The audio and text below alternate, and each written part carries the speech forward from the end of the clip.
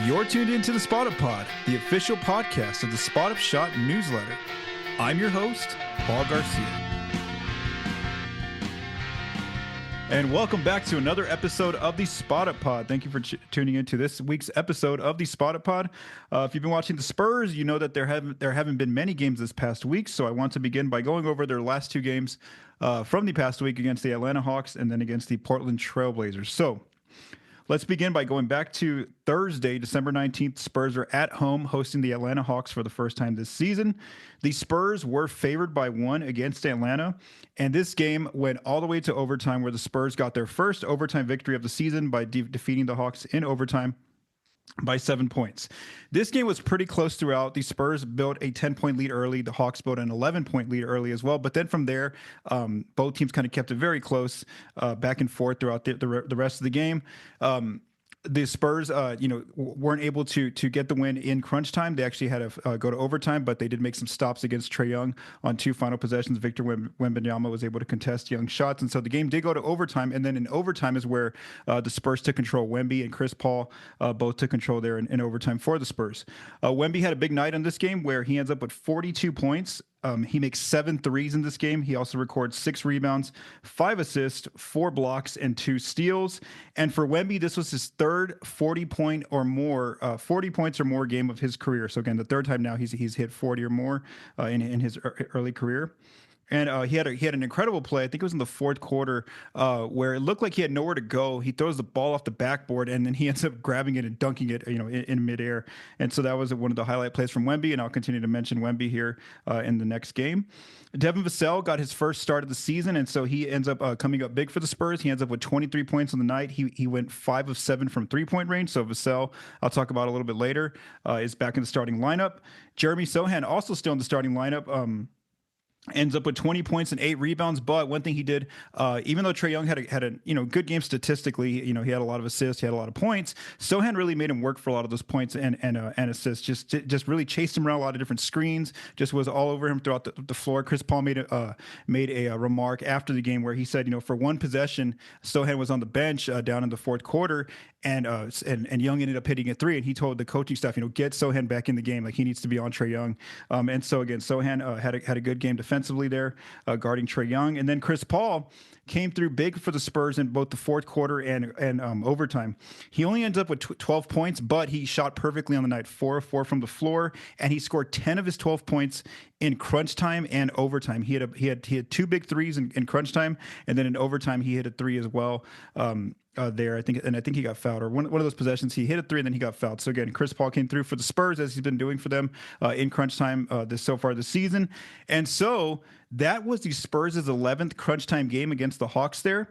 And that means that the Spurs, by getting that win, they ended up improving to 8-3 in crunch time, making them second best in the NBA in crunch time winning percentage. So that's one thing that the Spurs have continued to do very well so far, is get these wins in crunch time, with obviously guided by leadership by a player like Chris Paul, also having a veteran like Harrison Barnes on the team. But then also the young players have really come through. I wrote a piece about just their ranks, the young players such as Victor Wembanyama, Devin Vassell, Keldon Johnson, who else? Sohan. So yeah, there's also the young players are starting to show more winning success there in crunch time for the Spurs. The second game for the Spurs took place on Saturday. This was against the Portland Trail Blazers. This was the third time the Spurs have played the Blazers. San Antonio was expected to win this one. They were favored by 6.5. And basically, this is actually one of the first true, I would say, blowouts of the season for the Spurs, where they basically controlled throughout the entire game. Portland had a very small lead of 2 points early in the first quarter. That from there, San Antonio controlled the rest of the way. The Spurs really blew the game open in the second quarter when they opened up a 16-point lead. They ended up taking that lead into halftime, and then in the third quarter and the fourth, they maintained their lead. They ended up getting the lead as high as 26 on Portland. And basically, by like 7 minutes, maybe in the fourth quarter, most of the starters were gone. They weren't going to play anymore, and so the bench unit came in and took over for the rest of the game. And so the Spurs ended up winning very comfortably by 20 points. They actually that 26-point lead was just notable because the last time the Spurs led by 26 was on November 4th against the Clippers in LA, and the Spurs ended up losing that game. So they're actually now 1-1 when leading by 26. I know that's just a random factoid, I guess, or fact. Anyway, for the Spurs, again, they don't really get a lot of blowout wins this season. They've had 3 now. That was their 3rd win by 18 or more points. But the other 2, the first one was against the Jazz back on Halloween night, and it was a game 2 where Utah led early, and then the Spurs came back and blew them out of the second half.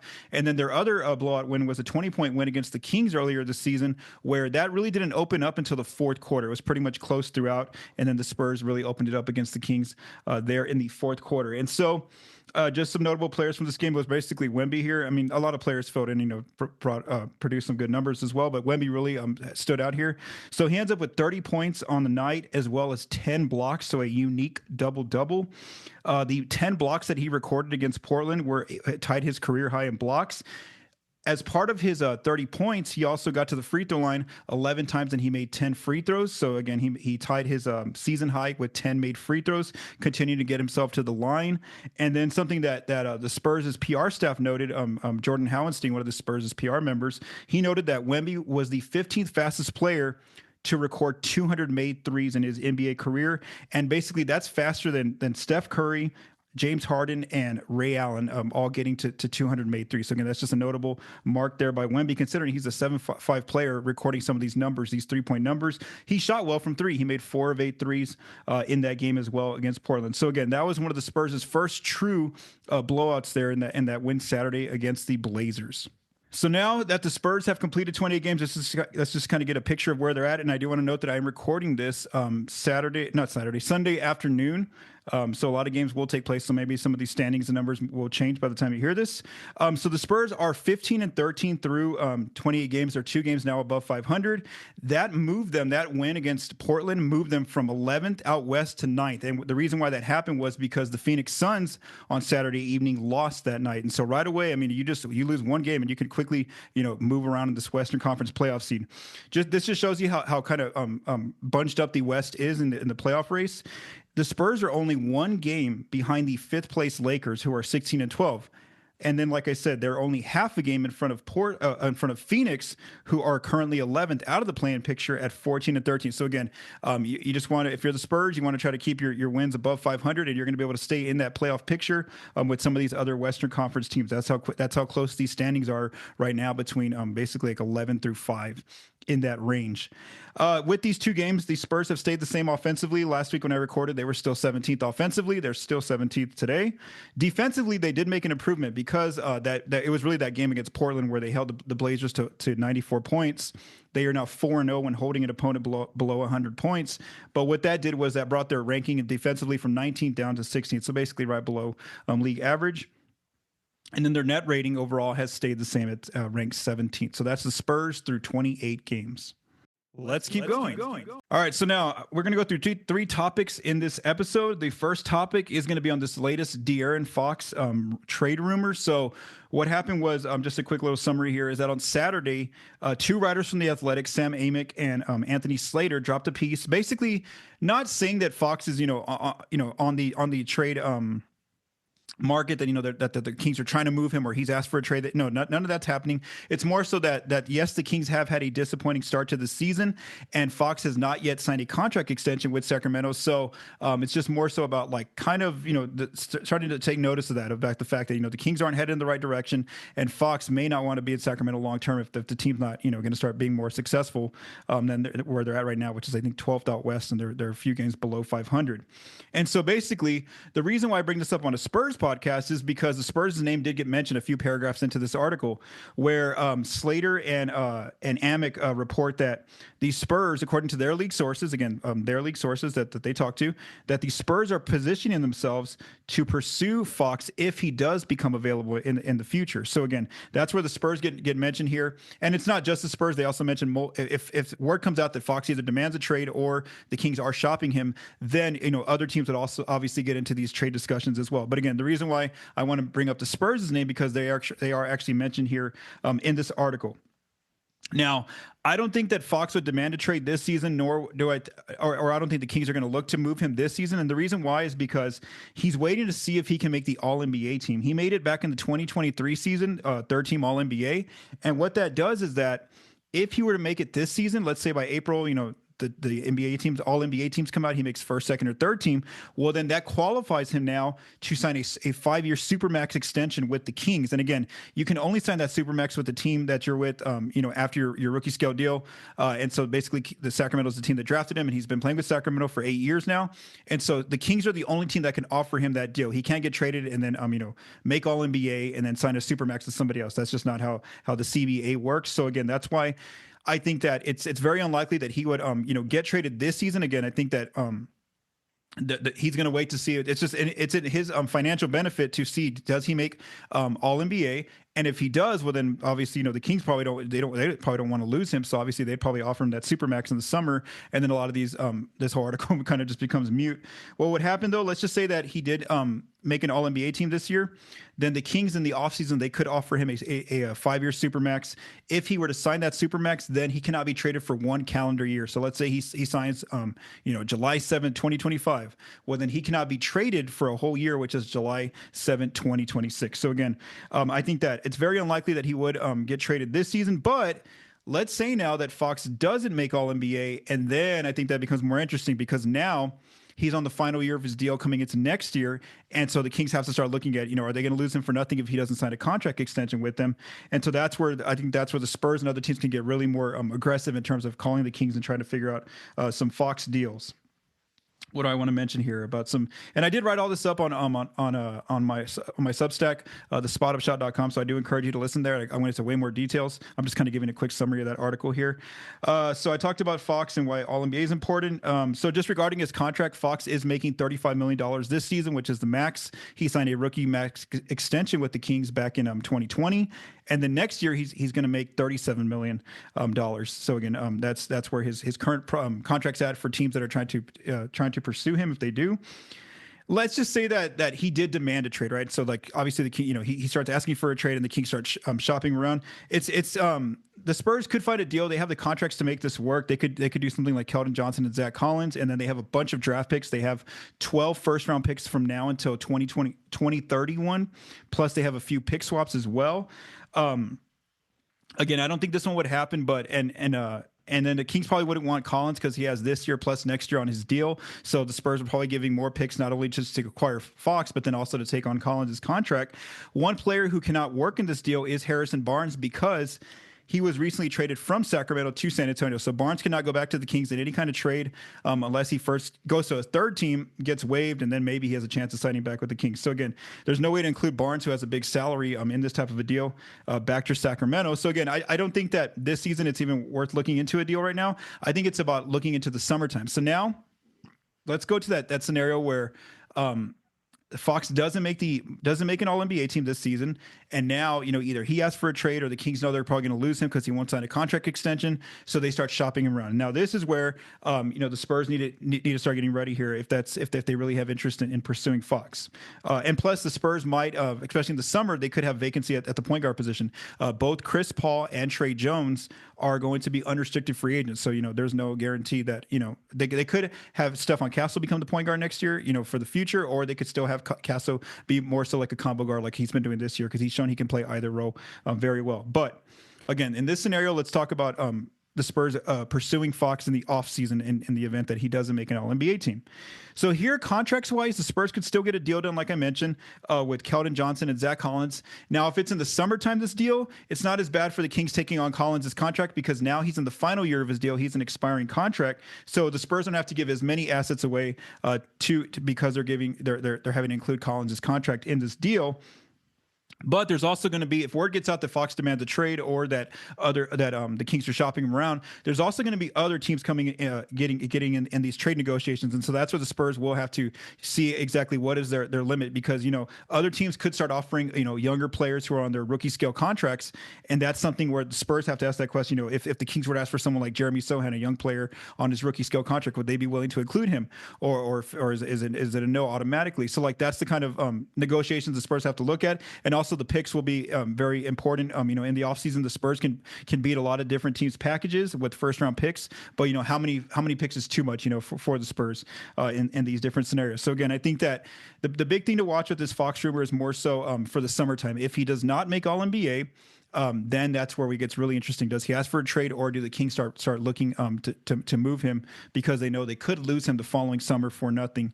But again, that's just a quick wrap up of the De'Aaron Fox trade rumor. And again, I do encourage you to read what I wrote over on the spotupshot.com. For topic number 2, this is something I've been writing about. I wrote about this on Friday.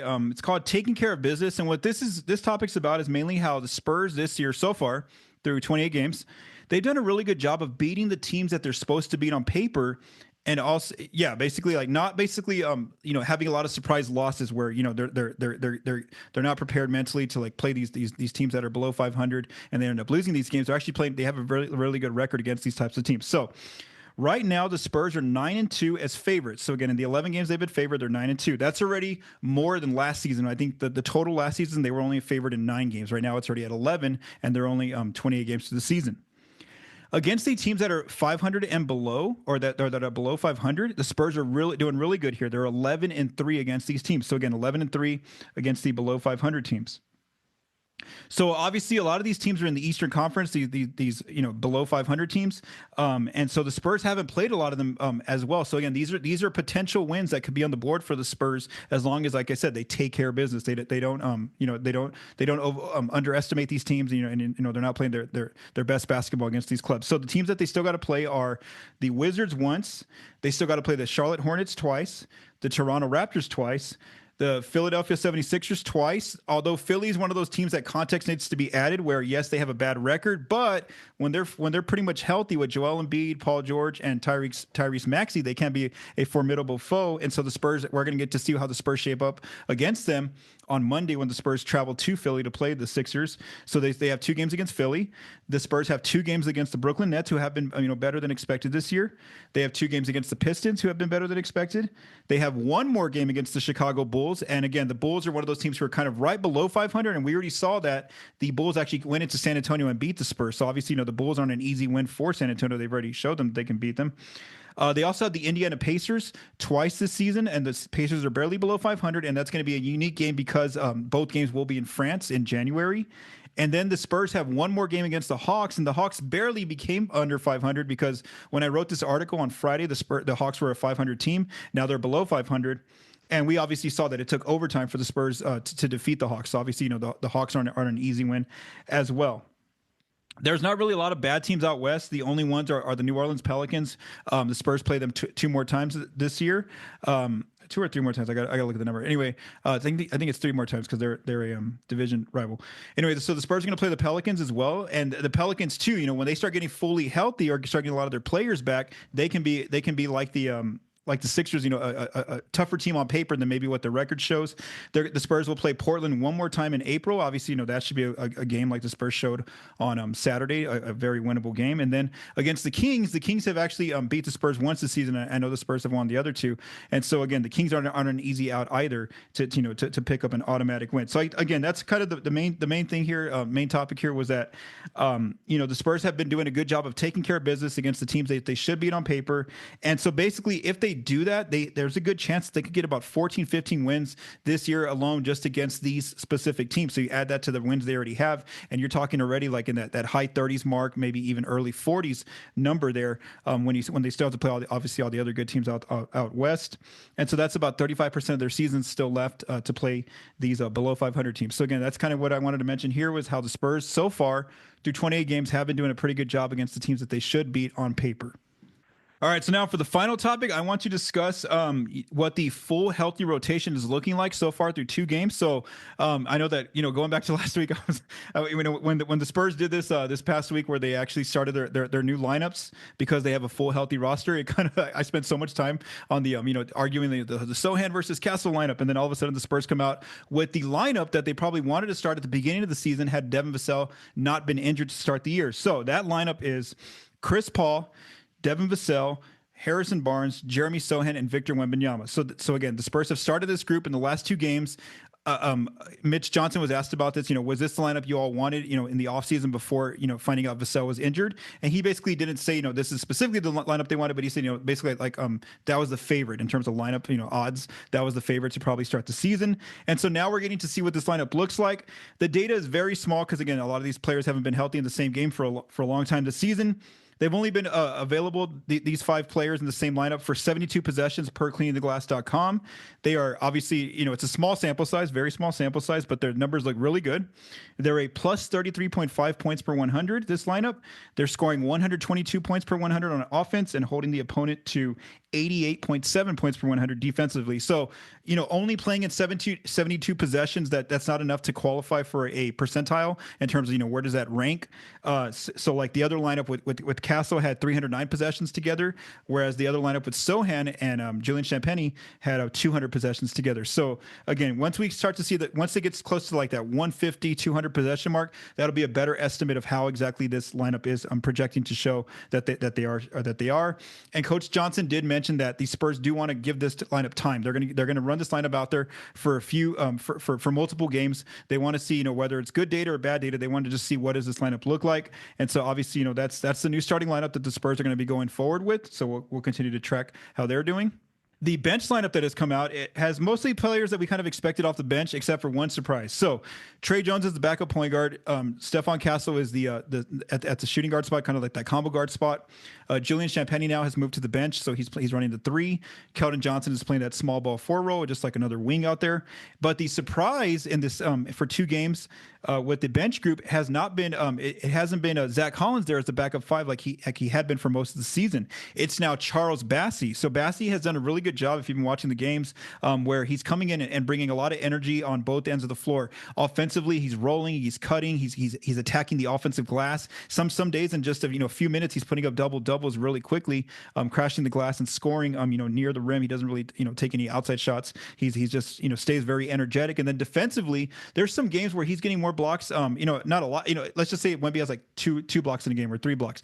Bassey might end up like 4 blocks in that game. So there have been some games defensively too where he's really shined as well in protecting the rim and really helping out with some different help blocks.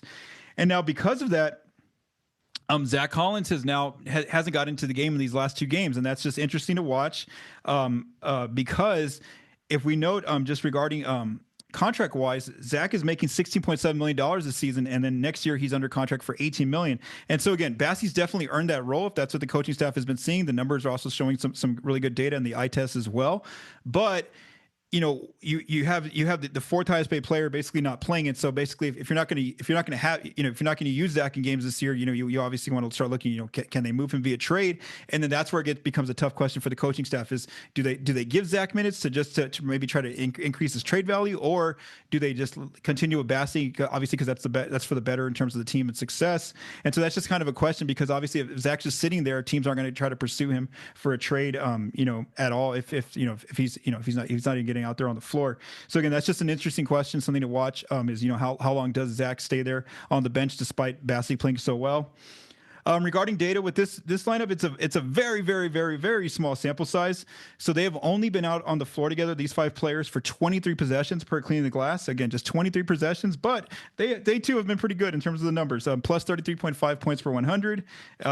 Offensively struggling, 104.3 points per 100, but defensively, a monster, 70.8 points per 100. Again, you really can't take too much from a 23 possession sample size. But like the starting lineup, I do want to see what these numbers look like. After maybe like 100 possessions together, what does this quintet look like of these 5 players off the bench? All right, so now as we look to the schedule ahead for this week, I'm gonna basically just go over the games for this coming week. I don't know exactly when I'll record a new podcast. It might either be on Monday, the 30th of December, or it could be after the New Year. So again, I'm not quite sure when I'll be recording, but I just want to go over these, preview these next 4 games for this coming week for the Spurs. So let's go to Monday. The Spurs are going to be on the road at Philly. They are going to play the Sixers for the first time this year. That's on Monday, December 23rd. Then on Wednesday, the Spurs get a Christmas game. They're going to play Christmas morning against the New York Knicks in New York, in New York. So that's on Christmas Day. on the 25th. Then on Friday, the 27th, the Spurs are still on the East Coast. They are playing at Brooklyn. So they're playing the Nets for the first time.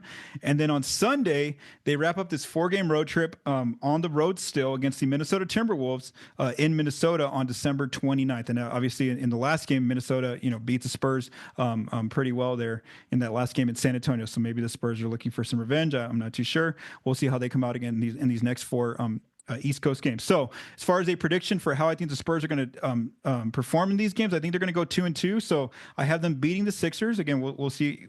Philly, it wouldn't be a surprise if Philly ends up winning that game. I have them losing to the Knicks. I have them beating the Nets, and then I have them losing to the Wolves. And so again, I think that they'll go 2-2. And again, I don't know exactly if I'll record on Monday, the 30th of January, or if I'll be recording again after the New Year. All right, so now as I start wrapping up this episode, I do want to say, I do want to mention if you'd like to, if you want to visit the spotupshot.com, we have a lot of content up there right now, just kind of reviewing what was written up there on this past week. So on Tuesday, I looked at the trade deadline approaching for the Spurs and other NBA teams in terms of, I looked at, how far are different teams from below the tax, not below the tax, below the first apron to the second apron, and then what are the limitations if they are below, hitting the first apron or second apron, and then also, how does that involve them in terms of being a trade partner, potential trade partner with the Spurs? So that's over on the spotupshot.com. I also wrote about Julian Champagnie and Harrison Barnes being very efficient this year as corner shooters and how they are responsible for a big chunk of the Spurs' corner threes this season. So again, there's a feature there on Champagnie and Barnes shooting the corner 3. Of course, after every game, I write my analysis. So there's obviously the analysis over the Hawks game and the Blazers game. And then I also had a piece where I talked more in depth about the Spurs taking care of business against the teams they're supposed to beat on paper. I looked at some different crunch time ranks for different Spurs players. Like when I wrote that piece on Friday, Chris Paul was 3rd overall in the NBA in crunch time assist. Wemby was in the top 10 for rebounds, for blocks, for made free throws. So Wemby's obviously, this is showing how the Spurs players are ranking compared to some of their other NBA other NBA players out there in crunch time. And I also looked at some usage data for the new lineups that the Spurs have been putting out there with the new starting 5 and the new bench unit. And then, of course, on Saturday, I wrote about in more detail that Fox trade rumor that came out. I kind of gave my take on it, and and looked at that and with more detail and some numbers, salary wise, and things like that. So again, I do encourage you all to continue to visit the spotupshot.com and please subscribe whenever you visit that site. That way, you can get my new articles and podcasts and videos all in your inbox as soon as they are written and published. And then obviously you can tell by my sweater here that it's obviously Christmas week this year. So I do want to say have a Merry Christmas, and if I don't record before the New Year, have a Happy New Year. And I just wanted to say this, just a big thank you to a lot of you all who have been supporting me in this new adventure. So if you all have been following my work for a long time, you know that I used to write for ProjectSpurs.com for over 10 years. I was over at Project Spurs covering the Spurs. I launched this Substack a year ago, mainly just to focus on NBA teams. So I was still writing with Project Spurs on the staff there, and I was only I wasn't really going too much with this one. It was only dedicated to other NBA teams, not the Spurs. Then in April, right before the season ended, I started to start writing about the Spurs on the Substack, the spotupshot.com, and then in August, I made the full switch. With this season beginning, I made the entire switch. I'm no longer with Project Spurs, so I am now. This is all my Spurs work is now here over on the. My written work is on the spotupshot.com. I do thank you all for listening to my new podcast, the Spot Up Pod. Obviously, if you're listening to this, thank you so much for subscribing. Whether you're, so it's on Apple, it's on Spotify, wherever it's at, YouTube, wherever I publish the podcast. And of course, I have launched my video series over on YouTube called the Spot Up Pod. So again, all my videos for this episode and all the other episodes are up there. So again, I do want to thank you all for supporting me in these first few months of my new adventure of launching the Spot Up Shot and the Spot Up Pod. And of course, I'm looking very forward to 2025, what's in store. Thank you for taking the time to listen to this episode of the Spot Up Pod. If you like what you heard, please subscribe and leave us a rating on your favorite podcast apps and our YouTube channel. The Spot Up Pod is recorded and produced by Paul Garcia. The music for this episode was written by Vincent Garcia and Paul Garcia. Thank you for listening and have a great day.